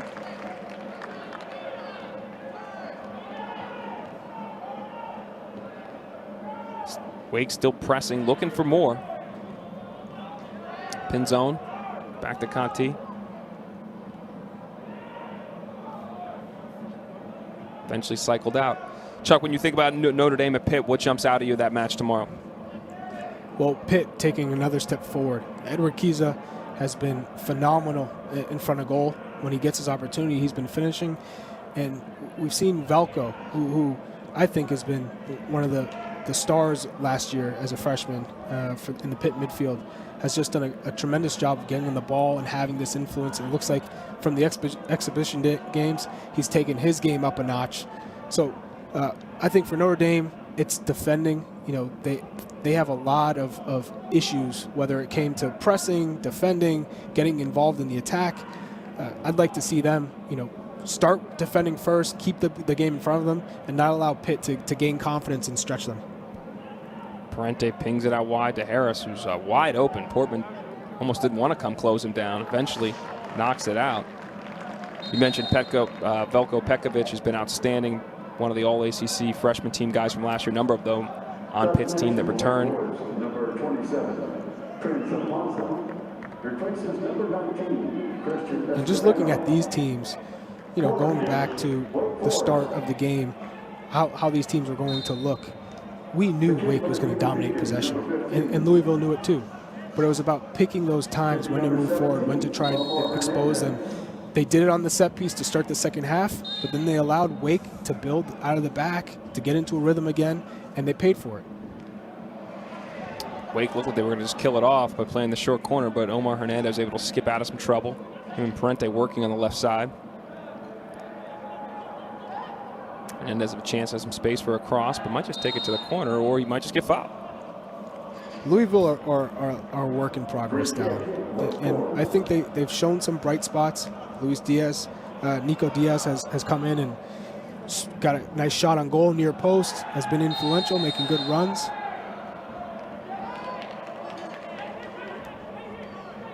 Yellow card for Fonseca. A little frustration foul from the lone goal scorer. He has some things to say to Parente. I don't think they were, hey, how are you doing? No, they weren't. But what we've learned from Wake, Dallin, is they have to figure out what they're going to do on defending set pieces, because I think the zone marking is not going to work. The man marking, they're going to have to get, touch tight, learn how to defend set pieces, because they're too open. That's how Pitt scored both their goals in that exhibition. That's how Louisville scored their one goal. So teams will be aware. That's no doubt. Coming up next for Wake, NC State on October 3rd. And they got a non-conference game against UAB on Monday, October 5th. And then Clemson, at Clemson on the 13th, which is the game rescheduled. Supposed to be last week. That is rescheduled for the 13th. Right now, what's in the two best teams in the country, we think. It looks like Fonseca is down and in some real pain. And another Cardinal on the deck, and just disconcerting for Fonseca and John Michael Hayden. Especially knowing Fonseca struggled with injuries last year. Oh, he's in a lot of pain as well. Yeah. Sebastian Falsoni left the match, the center back, the freshman. Bradley Sample, Sample replaced him, left the match as well. Fonseca, native of Rio de Janeiro. Fluminense, legendary academy, legendary club down there. He's a part of that academy setup.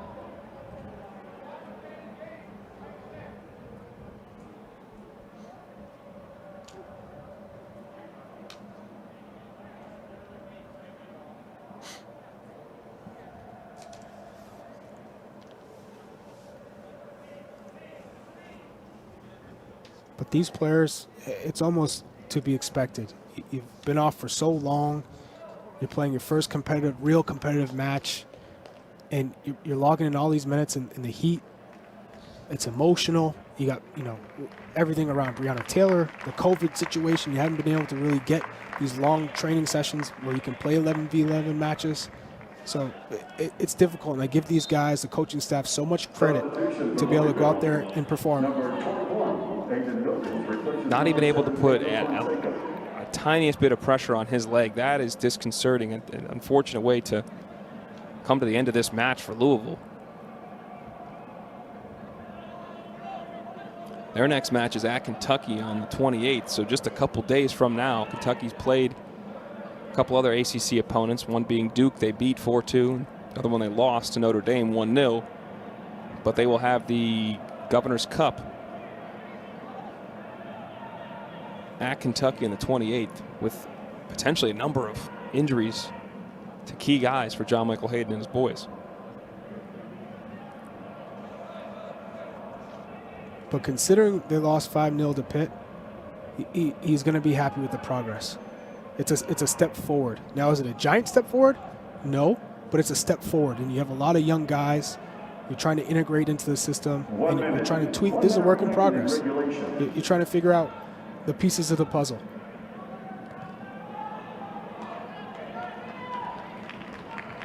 We'll have another dead ball here, a corner, if we go under 50 seconds. Kick number 21, Aiden Lucas. Taken quickly, driven in. Oh, that's a lot of contact. No call. That's a flop. That's a flop. That's a flop. Okay, I stand corrected.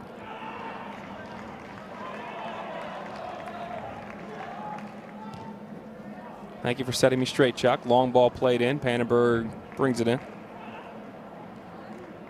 I know a flop when I see one. That's all I'm going to say. Bryce LaBelle hit the deck, but to no avail. And 3-1's how it finishes. Charlie, your final thoughts quickly on the match. Wake Forest just had too much quality. At the end of the day, they dictated the tempo, they controlled the ball, and they made it very difficult for Louisville